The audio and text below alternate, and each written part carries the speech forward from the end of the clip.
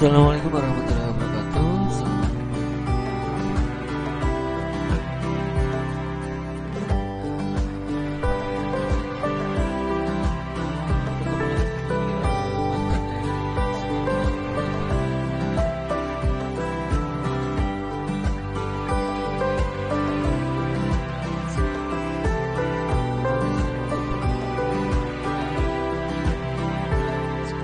mulai beberapa saat lagi setelah mungkin kalian segera bergabung ya. Seperti biasa disiapkan masing-masing, kemudian klik linknya di sana sudah saya share.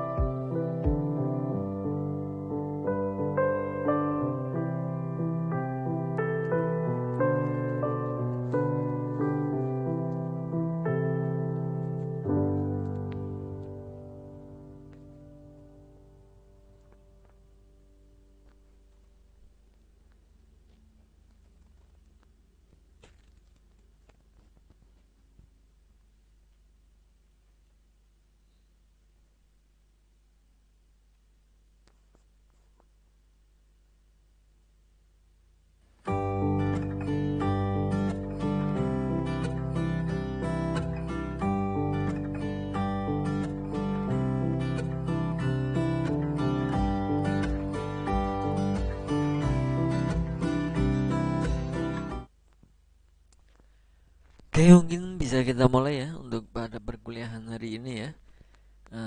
Dengan mata kuliah e-commerce ya, dan untuk pertemuan keempat untuk semester 3 ya. Nah, kali ini untuk topik yang akan kita bahas adalah mengenai perilaku konsumen, layanan pelanggan dan iklan ya, mengenai e-commerce itu ya. Sambil menunggu temannya lain mungkin bisa saya mulai ya, karena waktu juga nanti agar tidak terlalu ini ya, kelamaan.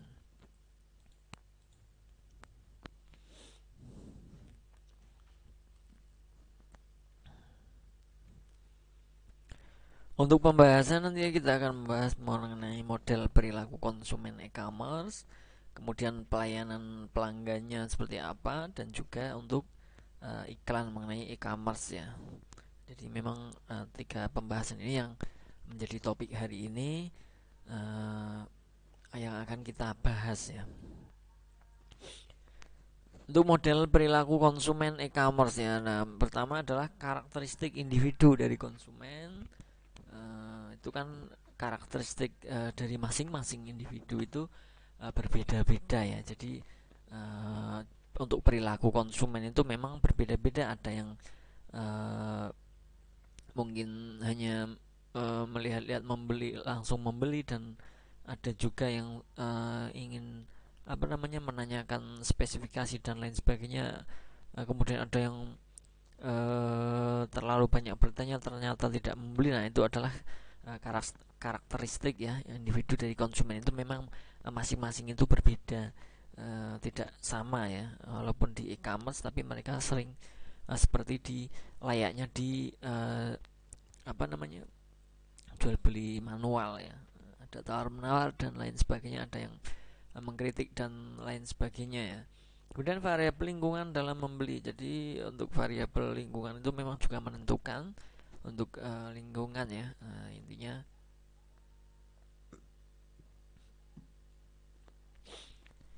di dalam e-commerce itu sendiri memang lingkungan mempengaruhi ya, lumayan lah ya, untuk juga mempengaruhi perilaku dari individu masing-masing tadi ya. Dan faktor konsumen dalam membeli. Untuk faktor konsumen ini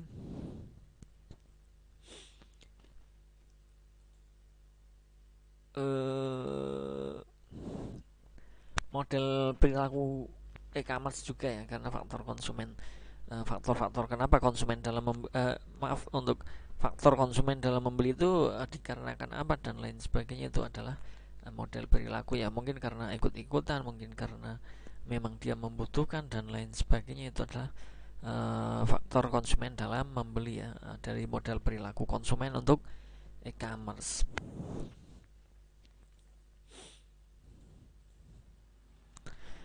Model perilaku konsumen e-commerce. Nah, karakteristik individu dari konsumen itu biasanya seperti itu. Seperti tadi saya jelaskan ya. Nah, memang karakteristik orang itu kan berbeda-beda ya, dari gender atau jenis kelamin, kemudian umurnya itu kan pastinya ya.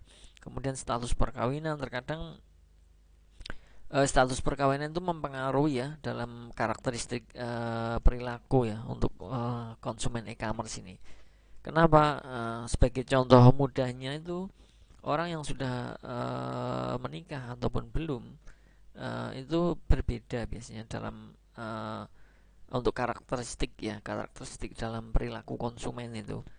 Semisal sebagai contoh, misal membeli, ibu-ibu membeli uh, apa namanya, suatu produk lah ya, semisal ya. Nah, di situ kan biasanya bisa dikatakan, mohon maaf, mungkin bisa dikatakan kritis atau cerewet ya kalau bahasa mudahnya. Beda dengan untuk misal ada mbak-mbak yang mau membeli sebuah produk di suatu barang ya, misalkan itu lebih cenderung lebih cepat ya, lebih cepatnya dia tidak terlalu kritis dan hanya mungkin menanyakan beberapa spesifikasi kemudian uh, membeli seperti itu. Nah, itu adalah karakteristik yang mempengaruhi ya untuk status perkawinan. Untuk tingkatan pendidikan juga ini mungkin bisa disinggung sedikit ya, mengenai mohon maaf ya, misal katakan orang yang uh, tingkat pendidikannya mungkin SD dan semisal berbelanja dengan tingkat pendidikan SMA, itu biasanya lebih kelihatan ya untuk karakteristik masing-masing individu untuk perilaku konsumen ya. Mungkin karena pendidikan juga itu berpengaruh. Semisal untuk yang lulusan, mohon maaf, semisal lulusan SD itu mungkin lebih susah dan lebih kritis dan lama ya dalam membeli suatu produk. Mungkin dengan yang lulusan lebih tinggi, mungkin dia akan lebih paham ya, lebih cepat paham dan juga tidak terlalu cerewet ataupun kritis. Ethnicity, mungkin untuk masalah etnis juga memang uh, juga ada ya, berpengaruh ya. Mungkin bisa kalian simpulkan sendiri ya mengenai etnis ya. Mungkin saya tidak akan menjabarkan untuk etnis sendiri ya. Itu sangat mudah ya untuk diasumsikan ya kalian ya. Kemudian jabatan. Nah, ini untuk jabatan semisal karyawan sama manajer itu dalam membeli sebuah produk ataupun membeli misalkan eh, barang-barang itu biasanya berbeda ya. Berbedanya karena apa? Untuk sebuah seorang karyawan itu biasanya membeli dengan mempertimbangkan banyak hal ya. Karena apa? Karena memang mohon maaf, mungkin dari segi finansialnya dia lebih sedikit dan jadi dia perlu mempertimbangkan uh, banyak pertimbangan ya. Beda dengan untuk jabatan misal sebagai manajer atau pimpinan. Nah, di situ terkadang uh, tidak ini ya, tidak terlalu banyak pertimbangan. Asalkan sudah jelas barangnya, fungsi dan lain sebagainya, barulah dia akan segera membeli ya, karena faktor apa? Faktor jabatan tadi ya. Itu mempengaruhi karakteristik perilaku konsumen. Kemudian pendapatan rumah tangga, nah ini juga sangat berpengaruh ya. Semisal untuk orang yang pendapatannya tinggi, nah itu akan mungkin untuk perilaku konsumen tersebut akan lebih mudah dalam membeli ataupun menawar misalkan ya. Beda dengan pendapatan rumah yang rendah itu seperti tadi ya. Itu akan berpengaruh pada saat mau membeli suatu produk ya. Jadi akan banyak pertimbangan, apakah ini mahal atau tidak, apakah bagus atau tidak, nanti awet atau tidak, misalkan seperti itu ya. Nah, itu jadi pendapatan rumah tangga juga mempengaruhi ya perilaku konsumen ya.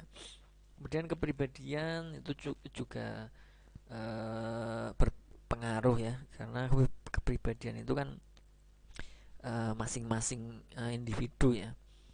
Memang orangnya kepribadian seperti itu ya, mungkin semisal ada orang yang cerewet dan lain sebagainya dalam membeli di e-commerce ya. Nah, itu memang kepribadiannya mungkin ya. Mungkin dengan sebagai contoh lagi, orang yang terlalu pendiam dan lain sebagainya dalam membeli di e-commerce, dia tidak terlalu banyak nanya, hanya melihat spesifikasi dan lain sebagainya, kemudian menawar kalau memang di e-commerce itu bisa ditawar ya. Kalau tidak, dia langsung akan membeli untuk produk tersebut. Nah, itu kepribadian juga berpengaruh. Kemudian karakteristik gaya hidup hampir sama ya dengan untuk kepribadian ya. Intinya gaya hidup juga mempengaruhi ya untuk karakteristik perilaku konsumen ya.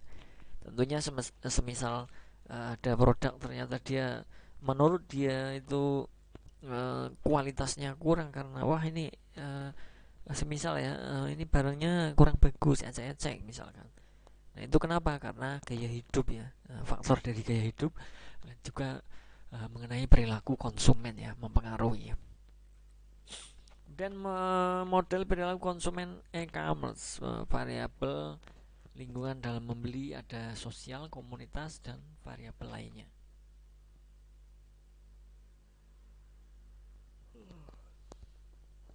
Ini untuk yang kedua ya. Jadi variabel lingkungan dalam membeli juga yang mempengaruhi perilaku konsumen ya.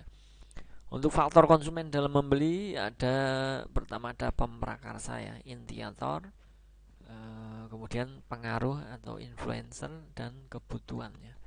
Jadi faktor konsumen dalam membeli ini ya, di lingkungan, variabel lingkungan ya. Uh, jadi pemprakarsaan ini adalah yang ini ya, mencetuskan, kemudian pengaruh itu ada influencer, dia mungkin konsumen tersebut membeli suatu produk atau barang itu ternyata hanya ada pengaruh dari temannya, dari tetangganya dan lain sebagainya. Kemudian kebutuhan memang konsumen tersebut benar-benar membutuhkan dan untuk membeli sebuah produk di e-commerce. Untuk pelayanan pelanggan ada segmentasi pasar ya, dan pelayanan pengiriman untuk pelanggan internet. Jadi untuk yang pertama segmentasi pasar dulu ya. Segmentasi pasar itu ada yang pertama ada segmentasi geografi. Merupakan pembagian pasar menjadi unit geografis yang berbeda. Misalnya wilayah negara, negara bagian, provinsi, kota dan kepulauan. Jadi contoh Coca-Cola memasarkan produk minumannya dengan merek tertentu hanya dijual di Jepang, yaitu ada Sokembika, Lactia, Georgia dan QO. Ini segmentasi pasar ini adalah untuk apa namanya? Hmm, mungkin pemasaran ya, bisa dibilang seperti itu. Jadi semisal sebagai contoh lain ya, untuk geografi sendiri ya, untuk wilayah Jawa dan Bali itu ada yang berbeda ya. Kenapa? Karena di mohon maaf ya, di Bali itu kan banyak dijual daging-daging babi ya. Karena di sana adalah mayoritas mungkin bisa dikatakan untuk agama adalah non Islam ya. Nah, jadi di sana diperbolehkan. Nah, beda dengan di Pulau Jawa, itu segmentasi pemasaran daging babinya dia akan rendah. Jadi menurut segmentasi geografi tersebut, untuk para pebisnis itu harus memperhatikan segmentasi geografi juga ya, untuk misalkan untuk bisnis ini ya. Jadi pemasarannya harus melihat terlebih dahulu untuk segmentasi geografi. Untuk Pulau Jawa itu seperti apa, untuk Pulau Bali itu seperti apa. Nah, itu bisa menjadi acuan ya. Itu sebagai contoh saja ya. Kemudian iklan merupakan bagian dari strategi pemasaran. Iklan merupakan bagian dari pemasaran secara keseluruhan ya. Nah, perusahaan harus secara aktif berpartisipasi dalam semua jenis internet seperti news group, mailing list dan bulletin board. Jadi iklan ini adalah bagian dari strategi pemasaran secara keseluruhannya. Dia harus selalu update untuk e-commerce itu sendiri ya, memang ya, untuk pemasaran di kota ini, di pulau ini itu yang lagi rame apa, kemudian untuk yang lagi trendingnya itu apa, kemudian yang memang tidak berpotensi di dalam nanti pemasaran untuk produknya itu seperti apa. Nah, itu perusahaan harus aktif ya, aktif berpartisipasi, ataupun yang seperti biasa dikatakan yaitu terupdate ya. Kemudian pelayanan pelanggan, iklan harus berhubungan dengan proses ordering. Ketika pelanggan tertarik setelah melihat iklan tersebut ya, item yang diiklankan harus bisa langsung dipesan dan dibayar. Jadi pada saat kita mengiklankan semisal di e-commerce, itu kita iklankan dan dipastikan harus barangnya ada ya. Jangan kita mengiklankan tapi ternyata barangnya belum ada, atau belum ada stok. Itu nantinya akan repotkan kita sendiri. Kemudian strategi menarik perhatian pengunjung ke situs. Nah, di situ juga untuk di situsnya ya, atau di e-commerce-nya itu mungkin ada beberapa iklan terlebih dahulu, barulah ataupun untuk meyakinkan konsumen ya, bahwa produk ini bagus untuk ini, dan lain sebagainya. Nah, di situ harus menarik perhatian di situsnya. Tidak hanya mengandalkan situs web saja ya, tentunya dengan iklan yang lain. Terus dalam menarik pelanggan tidak hanya mengandalkan e-commerce saja, tapi juga ditambah dengan media tradisional. Jadi mungkin bisa dikatakan dengan poster atau apa ya, iklan-iklan media cetak misalkan ya, ataupun kita tempelkan untuk poster-poster di tempat-tempat umum misalkan. Nah, itu untuk menarik pelanggannya, tidak hanya melalui e-commerce saja. Kemudian padukan nama perusahaan dengan nama situs web. Dengan memadukan nama perusahaan dengan situs web akan memudahkan pengunjung mendatangi situs Anda, misalnya Microsoft.com, www.com. Nah ini semisal untuk barang yang kalian jual adalah otomotif, mungkin bisa menggunakan www.patautomotive.com misalkan ya. Nah, jadi ada kaitannya dengan nama perusahaan dan mudah diingat, dan juga nanti orang akan lebih mudah ya untuk mengakses ke situs webnya. Pastikan alamat situs web Anda selalu muncul di lembar cetakan. Alamat e-commerce Anda harus tercantum di kop surat ya, amplop, brosur, kartu nama, papan nama, stiker, dan lainnya. Nah, seperti itu ya, seperti tadi diusahakan seperti itu harus ada untuk nama perusahaannya ya, di situsnya, di stiker, dan lain sebagainya. Kemudian pelayanan pengiriman untuk pelanggan pada internet. Mengacu pada pembelian online di Amazon.com, dimensi kualitas pelayanan dicontohkan sebagai berikut. Ada Tiny Blitz. Nah, tampilannya rapi dan tersusun baik. Ada katalog, mudah digunakan dan mudah dipahami. Jadi di Tiny Blitz ini sudah bagus ya. Nah, kalian semisal mau membuat situs untuk e-commerce, itu harus seperti itu ya. Harus rapi, ada tersusun dengan baik untuk tampilannya. Kemudian lebih bagus lagi ada katalognya ya, ada katalog online-nya ya. Di situ pelanggan bisa memilih atau bisa melihat-lihat terlebih dahulu, barulah nanti lebih lanjutnya akan bertransaksi setelah melihat katalog ya, atau contoh-contoh dari barang yang akan dipasarkan atau yang akan ditawarkan, seperti itu ya. Dan untuk tampilannya agar mudah dipahami ya, tidak terlalu ribet. Nah, itu akan bagus ya untuk sebagai e-commerce. Kemudian ada reliability, produk dikirim tepat waktu dan sesuai dengan pesanan. Pada saat pelanggan memesan kemudian di situ tertera karena jarak ya, misal ya. Nah, untuk pengiriman misalkan dari Jakarta ke Semarang misalkan, nah di situ tertera 3 hari. Nah, harus tepat waktu ya, jangan sampai melebihi ya. Karena itu akan mempengaruhi nantinya ya kepercayaan terhadap konsumen. Kemudian ada responsiveness, tersedia panduan yang membantu saat terjadi error dan memberitahukan pelanggan jika pengiriman produk berlangsung sukses atau ada masalah. Nah, tentunya di websitenya ya ada hal seperti itu agar pelanggan tidak kecewa. Asuransi, adanya layanan untuk mendampingi pelanggan dalam memasuki suatu proses, dan juga ada layanan tambahan seperti rekomendasi dari vendor. Jadi ada asuransi tersendiri ya. Memang untuk pengiriman terkadang ada ya dengan asuransi itu dan tanpa asuransi itu ada perbedaan di biayanya. Jadi ada option ya, ada pilihan untuk para pelanggan ya. Jadi mereka mau dengan asuransi dengan harga sekian ataupun tanpa asuransi dengan harga sekian misalkan, karena mungkin barangnya rentan ya. Kemudian ada empati, adanya personalized service seperti personalized content, sambutan secara personal, dan email pribadi tentunya agar diberikan juga ya, agar untuk mempermudah ya untuk transaksi, untuk komplain dan lain sebagainya. Tentunya di saat ada suatu masalah nantinya akan ada emailnya untuk secara personal ya. Kemudian kita ke iklan. Nah, alasan beriklan di internet atau strategi periklanan. Kenapa harus beriklan di internet? Nah, iklan dapat diupdate setiap waktu dengan biaya minimal. Karena itu iklan-iklan di internet selalu bisa tampil baru ya. Seperti kita, misalkan kita mempunyai sebuah e-commerce ya, website e-commerce.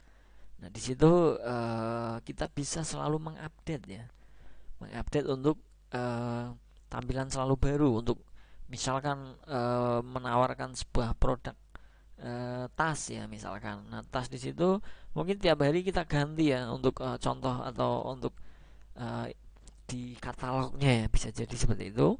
Nah, itu akan lebih menarik lagi, bisa diupdate secara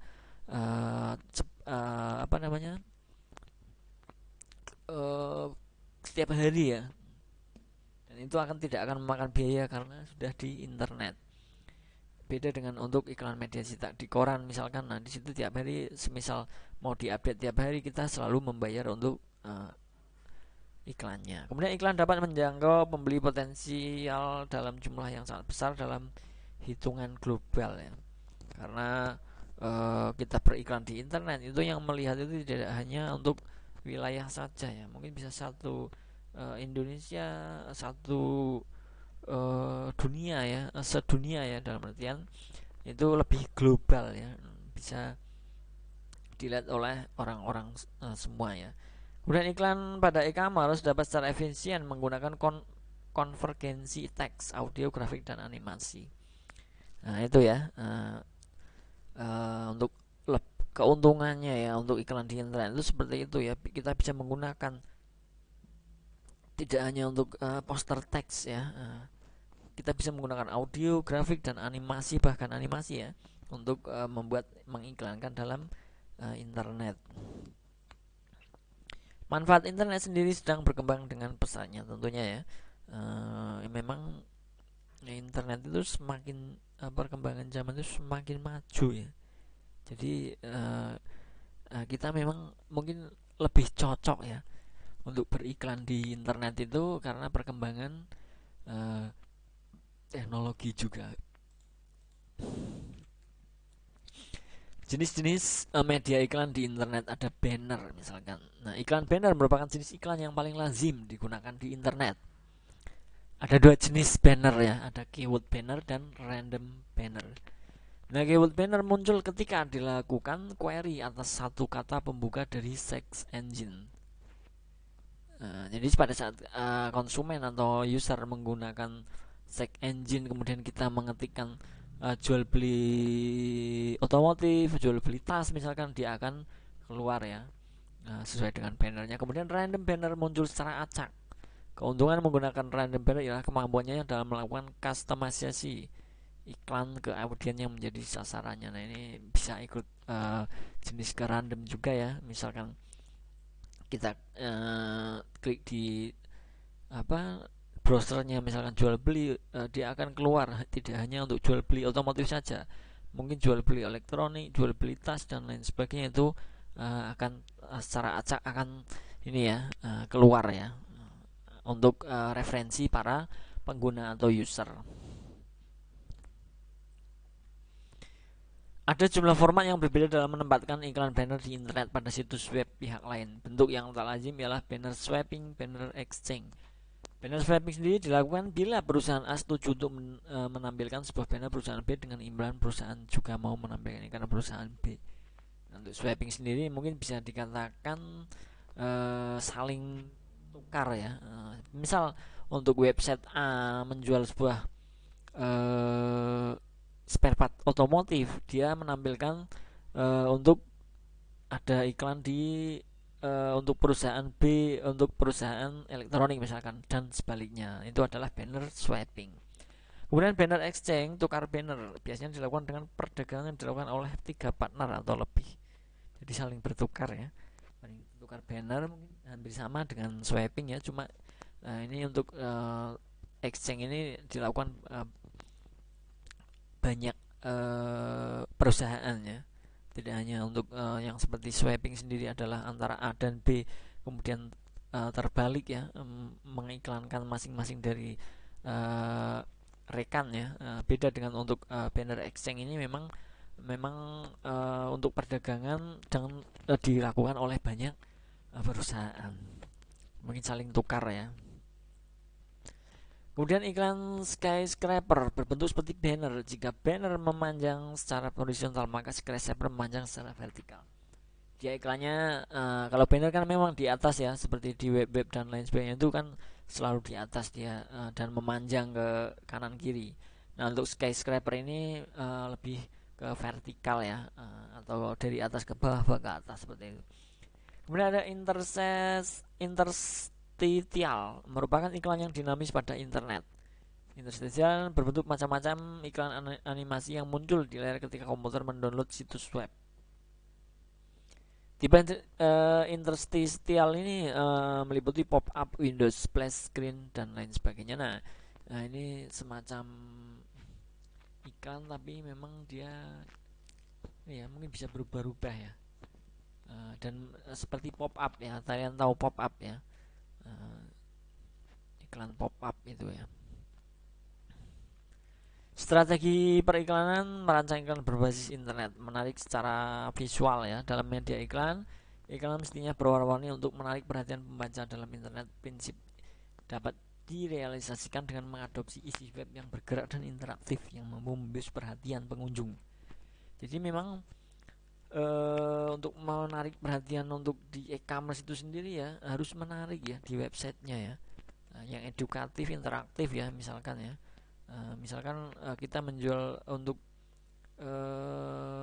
tas misalkan. Nah, tas itu untuk apa? Untuk sekolah.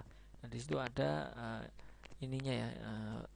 Ada mungkin dengan animasi dengan menggunakan tas ini kita memudahkan untuk kita bersekolah atau berkuliah dengan apa? Nah, di sini ada untuk tempat laptopnya sendiri masing-masing, kemudian untuk tempat buku, pensil dan sebagainya itu bisa dibuatkan sebagai iklan dengan cara semisal animasi ya ataupun interaktifnya ya seperti apa itu dicantumkan. Nah, isi situs web bermanfaat bagi konsumen harus ya. Dalam situs tersebut harus bermanfaat, jangan bertele-tele, jangan menampilkan yang tidak perlu ditampilkan. Jadi harus bermanfaat ya. Dari file yang tidak berguna apalagi yang berat nanti akan memperlambat untuk download ataupun untuk responsifnya. Menekankan merek dan citra perusahaan ikut beserta produk dan layanan mestinya menekankan bahwa ia berbeda dengan iklan milik para pesaing.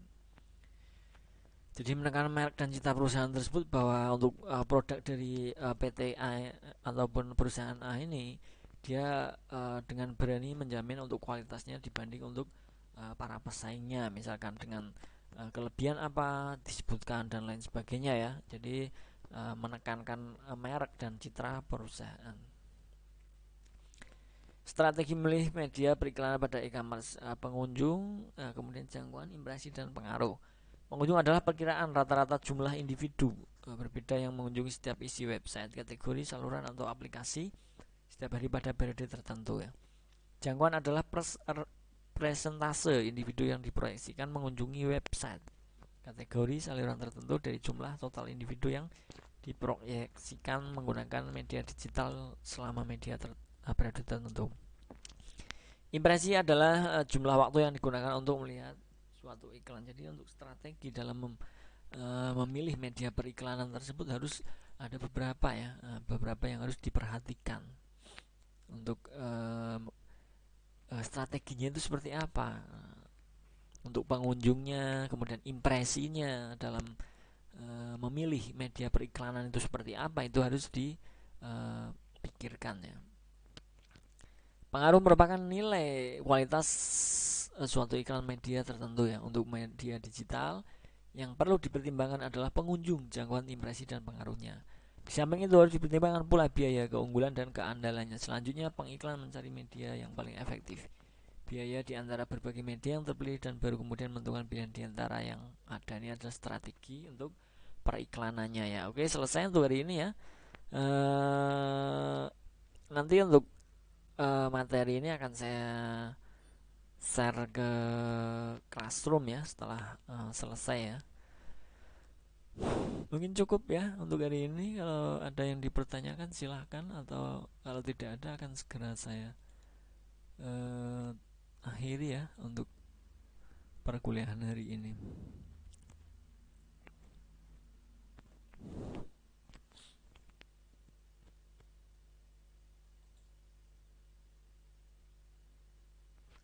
Sambil saya share dulu untuk